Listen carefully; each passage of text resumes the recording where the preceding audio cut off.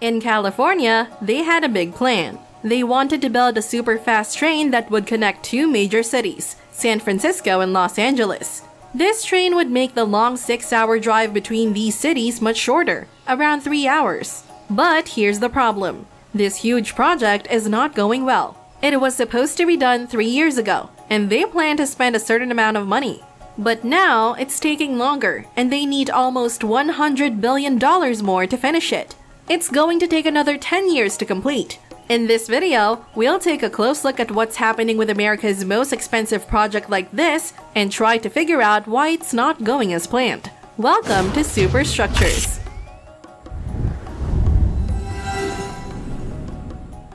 To understand why California wants a high-speed rail, we should look at the facts. California is really rich and has many people. It's the wealthiest state in the US with a huge economy, even bigger than many countries. It also has almost 40 million people, more than the whole country of Canada. But most of the money and people are in just two places, San Francisco and Greater Los Angeles. These two cities make up more than half of the entire state's population. But even though these two cities are vital, getting between them isn't easy. The usual way is to drive, and it takes about 6 hours, not to mention the awful traffic in both cities, some of the worst in the US. Another option is a 90-minute flight, which is pricey and not very eco-friendly. To make travel quicker, more affordable, and eco-friendly, California founded the High-Speed Rail Authority in 1996. Their mission was to design a high-speed rail network connecting all major cities in the state. In 2008, these plans were voted on across California, and 53% of voters approved the project. They also authorized a $9 billion bond to fund its construction. That's when things kicked off. The California high-speed rail had a two-phase plan from the start. Phase 1 aimed to link San Francisco and Los Angeles, passing through the Central Valley in cities like Merced, Fresno, and Bakersfield. This route covers 800 kilometers and includes about 24 kilometers of tunnels due to challenging mountainous terrain. Additionally, Phase 1 involved improving the current commuter rail system in San Francisco, creating a blended system for both high-speed and local commuter trains. The second phase would expand the rail system, reaching north to Sacramento, the state's capital, and south to San Diego, near the Mexican border. This extension would make the entire high-speed rail system 1,300 kilometers long and connected through 24 stations. The initial cost estimate for the whole project was $33 billion. The expected completion date was 2020, and it aimed to reduce travel time between San Francisco and Los Angeles to just 2 hours and 40 minutes, with top speeds of up to 350 kilometers per hour. Moreover, this project could have created many job opportunities and better connected millions of people in the Central Valley to the state's major business hubs. It all sounds promising, but where did things go awry?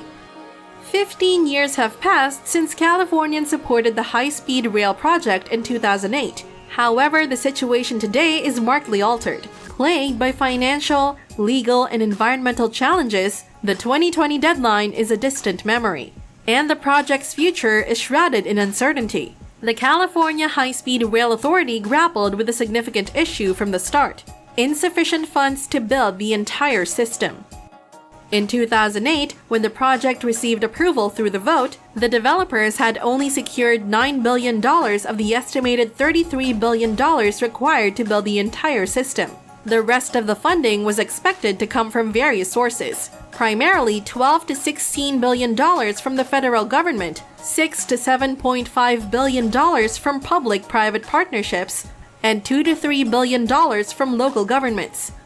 The project heavily depended on funding primarily from Washington. But 2 years after the 2008 vote, Congress had only allocated $3 billion out of the expected $16 billion. The cost of finishing just the first phase, connecting Los Angeles to San Francisco, has now surged to around $128 billion due to inflation and increasing construction and material expenses. With little federal support, the source of funding needed to complete the project is currently uncertain.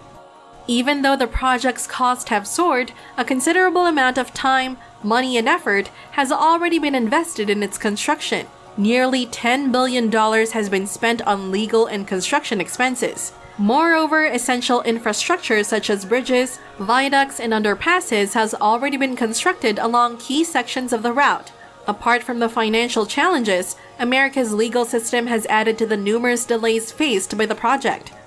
The state of California has strict environmental laws and regulations, making it challenging to get clearance for a project of this magnitude. The environmental clearance process alone cost the developers around $1.3 billion.